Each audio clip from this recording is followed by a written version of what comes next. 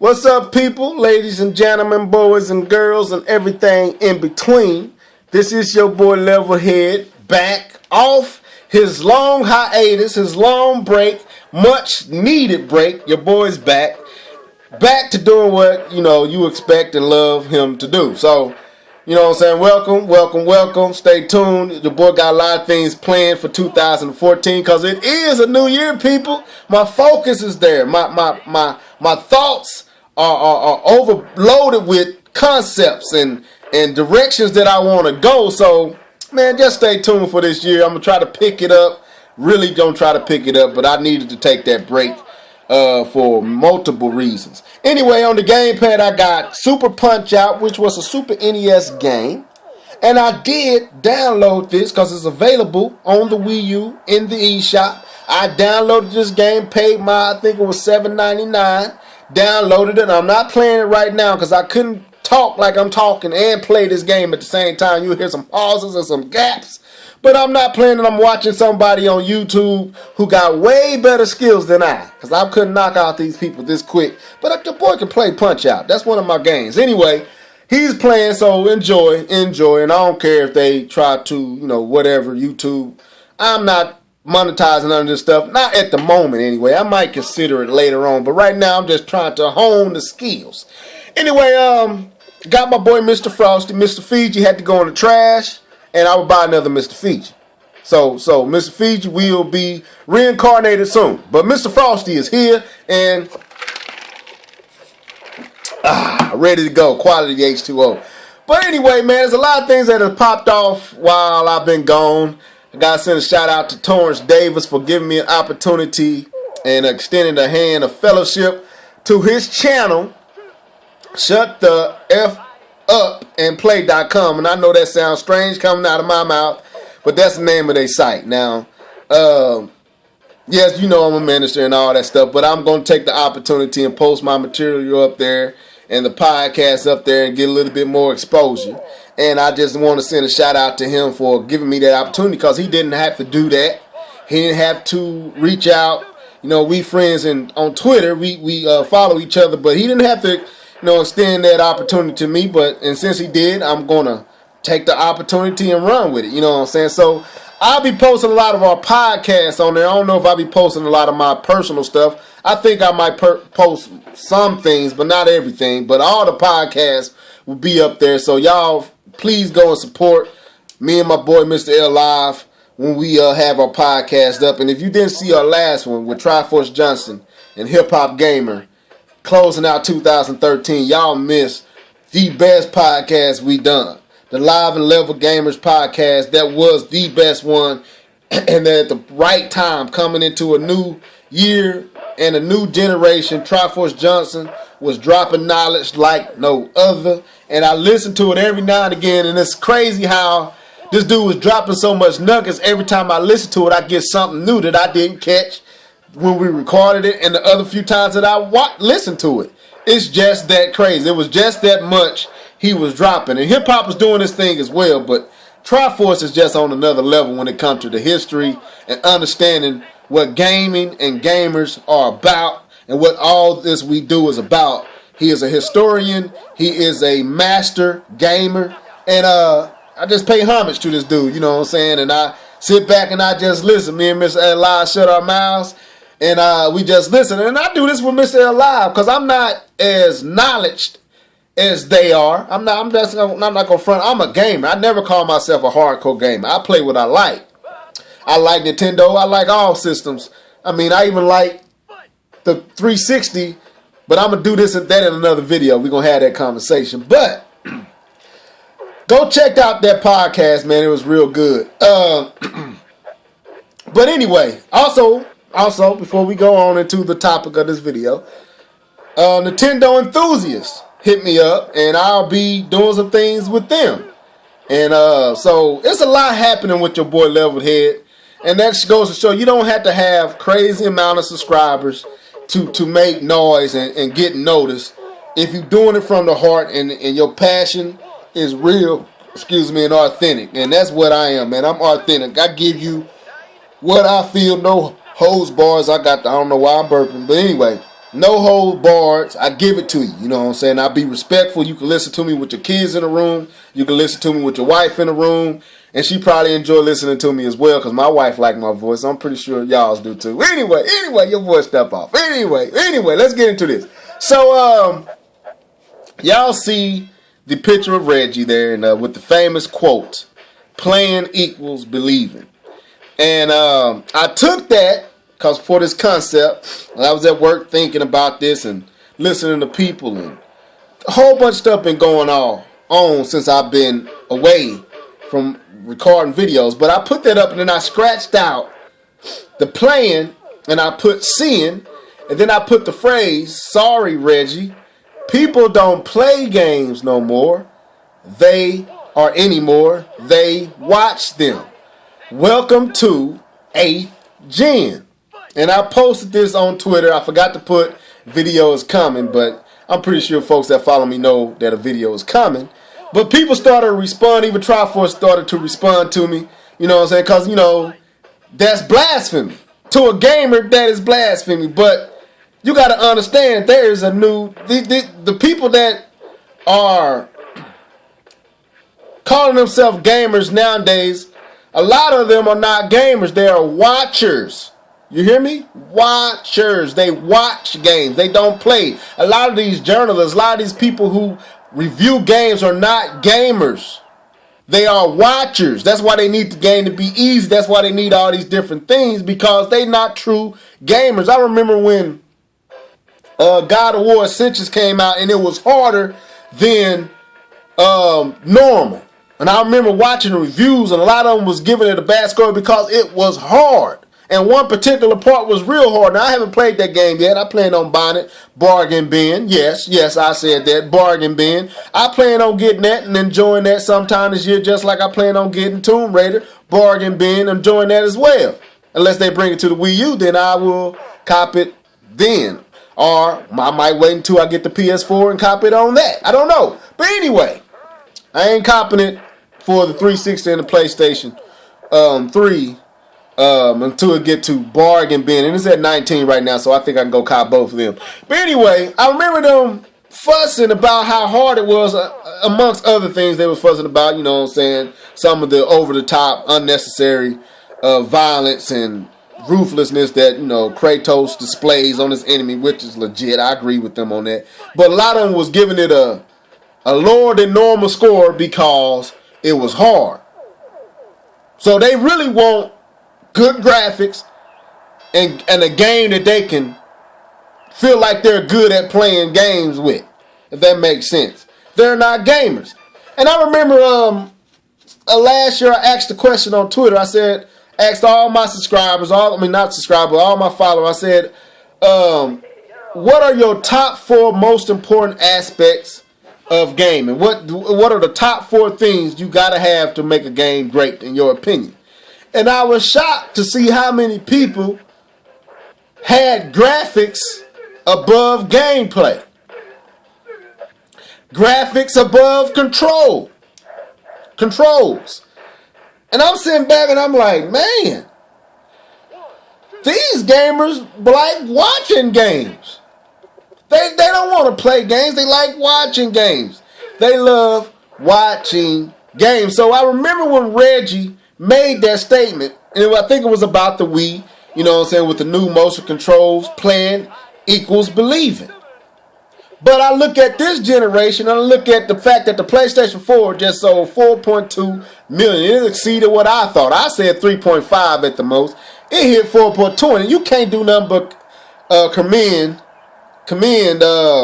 Sony and what they did so far with the PlayStation 4 as far as marketing and the hype and getting the base morale up to go out and purchase their system. Not to say that Nintendo and Microsoft didn't do good as well, because they did. Nintendo had a good launch. It was what Nintendo did afterwards that, you know, irked me, you know, got on my skin. You know, the non-advertisement and marketing of the Wii U, I couldn't stand it. But as far as the games, I love just about everything I bought, especially first party and second party. I love just about every game I bought for the Wii U, and I enjoy them thoroughly. And third party, some of them I enjoy, others I like I said, put down because the gameplay is not there. I don't care how good it looks, the gameplay is not there. But anyway, they don't play games. They watch them. They love to watch them. You know, many of the games now are just movies and cutscene after cutscene with little gameplay. And these people go out and play $60-something and play these games and brag about how great the gameplay was. How great the game was.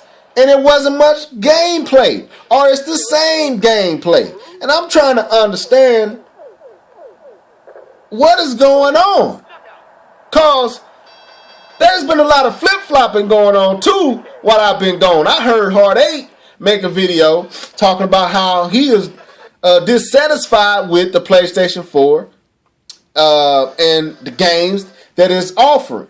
I heard him say that. I heard Next Gen 720 say he was dissatisfied with the Xbox One and the PlayStation 4. Now these dudes was all gung-ho about these systems, and they are dissatisfied with Killzone and Rise and all the other games that have came out, Resogun, whatever that game is called. They dissatisfied, but the next moment you hear them talking about and they praising the PlayStation 4 and defending it when somebody else says the exact same thing that they just said. I saw Dr. Trey or Shok, one of them did a video exposing how at one moment you were saying this, but when I say this, now all of us, I think it was Shokio. It was Shokio, that's what it was. Made the video talking about how, you know, this generation is going to be the worst. And some of these same people came out to put him in his place, and he just showed them where they said the very thing he said. Now, I don't own a PlayStation 4. I don't own an Xbox One. I plan on getting a PlayStation 4 later on this year, and maybe at the beginning of next year, I'm not for sure. I plan on getting one. If the games is there, I'm going to definitely get one. If Xbox show me something and they take off the requirement of the Kinect, I might cop it as well. But right now I'm satisfied, and I'm gonna stay satisfied with the Wii U because there's so many games coming out. That's just my preference. I'm not ashamed to say that. But I look at Killzone, and I was watching Hard 8 talk about Killzone and how even though it looks great, the gameplay is not there, and he knocked the online. He didn't enjoy too much of none of it. You know what I'm saying? And I'm listening to Next Gen talk about his experience with the, online services and different things, and the same problems that was with 7th Gen is crossing over into the 8th Gen, and these folks are not satisfied. But why did you go buy it? That's my question. If you, okay, let me say it like this. And this ain't at Hard 8, this ain't at Next Gen 720, I'm just using them as an example. When I went and bought the Wii U, I knew why I was buying the Wii U. I knew that I was getting Mario, and I was getting Zombie U, and I was planning on getting Rayman's Legends before they canceled that, and a few other games. When I played Mario, I enjoyed it. It looked great, but it played even greater. Zombie U, I'm not a first person. I hate first person games. Not first person shooters, say. First person, that angle, that perspective, I can't stand it. I don't like how, I want to see my character. But I bought Zombie U. I knew what I was getting into. I enjoyed it up to the point that I could handle not being scared to play it. I couldn't play the game. I was just scared too much. People, I was getting scared. It's going to be real. Being real. Anyway. So I played it as much as I could handle. But I enjoyed the game. That I did get into the game and got as far as I can get. I couldn't take no more, and I ain't really put it back in. But I enjoyed the game. And you never heard me say anything about, oh, this don't look good enough. Or, you know what I'm saying, if you would have heard me say anything, it don't play good enough. A lot of the games that I bought, especially third party, I don't put them on and I ain't put them back in because I'm not enjoying the gameplay. It looks good, but the gameplay ain't there. So I'm like, the PlayStation 4 sold 4.2 million, but I'm hearing a lot of folks complaining about the experience. And it's like, so what got you hyped? Was it what you saw, or was it what you played? Because with the Wii U and Nintendo, I knew what I was getting because it's tried and true. But The reason I didn't run out and buy the PlayStation 4 because I'm not playing graphics. I'm playing gameplay. I need good controls. I need to feel like I'm doing something. I played Knack. Knack looks good. It's an alright game. The gameplay is not really there, people. I'm just going to be real. I mean, it runs slow, it's sluggish, it's heavy. I mean, it got that throwback feel, but the character just is how he run don't look right. Don't look like his feet is matching the speed he's moving. It just look weird. But it's an alright game. It's a rental. You know what I'm saying? It's something you'll give to your 7 and 8 year old kid and keep them entertained long enough, you know what I'm saying, until you get some real stuff. But that's not the game that I would, you know what I'm saying, go buy a system for. But I happen to be up north with my boy K-Bun, with his wife and my wife, and he took me down to the man cave. He popped on the PlayStation 4. You know what I'm saying? I got a chance to see NBA 2K14. I got a chance to see Madden 25. I got a chance to see Call of Duty Ghosts, Battlefield 4. I didn't get to see Resogun, but I did get to see, I think it's called Warhammer or something like that, the one that the free download. I saw all those games in full 1080p. I think he got a Samsung. He got some nice TV. Glory. Surround sound popping. And I'm sitting down and I'm like, man, this looks good, especially with Battlefield 4 when he played the campaign versus the online. The campaign looked ridiculous. And I'm sitting like, man, this looks good. But I turned to him after about 30 minutes of watching them, and we did get some Madden on. I got a chance to play some Madden. And I turned to him, I was like, man, it looks good, but it don't seem no different as far as the gameplay. As far as how it plays, it's no different. You know what I'm saying? When I got the Wii U, it was a difference because the gamepad was the difference. It was stuff you did on the gamepad that changed up the game. And with the PlayStation 4 and the Xbox One, it's pretty much the same experience that you had 7th generation and truthfully 6th generation, just with better graphics. And in some cases, the gameplay ain't as good. So I'm sitting back and I'm like, are we no longer playing and believing? Are we now seeing and believing? Which one is it? Because to me, I gotta play it. I'm not gonna buy something just because it looks good. Then I have a plethora of games. You know, I have a PlayStation 4, I have an Xbox One because they got some stuff that looks darn good. But I don't play looks, I play games. And real gamers understand what I'm talking about. That's why when Triforce Johnson saw, you know what I'm saying, my post, he began to school me and began to educate me until I was trying to let him know this was a topic for a video I'm about to make. But he was letting me know gamers play games. We don't watch games, we play games. And I'm like, I know. But see, people do just watch games. They don't play them, they play visuals. They watch visuals. They spend $499, $399. Some of them go out and buy big gaming rigs and gaming PCs to watch visuals. They don't play games. It's not about the gameplay. The gameplay ain't a priority on their list. So, in the comment section, because I went pretty long with this, what do you think? Are we playing and believing? Or are we just watching and believing? You know, you look at these developers. Look at EA. Look at DICE. And look at all these other Crytek, where they used to have gorgeous visuals with even better gameplay. Now you're seeing gorgeous visual with subpar gameplay. Killzone. I watched Hard 8 say Killzone had horrible gameplay. I didn't say that. He said it. And I take his word for it. Because that man loves the PlayStation 4. He loves Sony. So why shouldn't I believe him? You know what I'm saying? All this other stuff he spew out, you know what I'm saying? You got to sit through all that. He makes some good points once you put the filters on and filter all the other stuff he's saying. But anyway, you let me know. Down in the comment section. Is playing, believing, or is it looking? Or is it seeing? Is it the visuals that make you believe?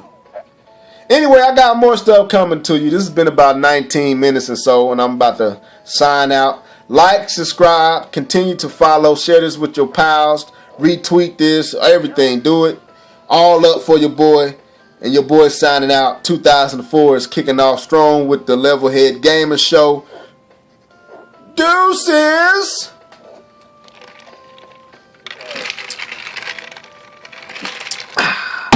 Mr. Frosty.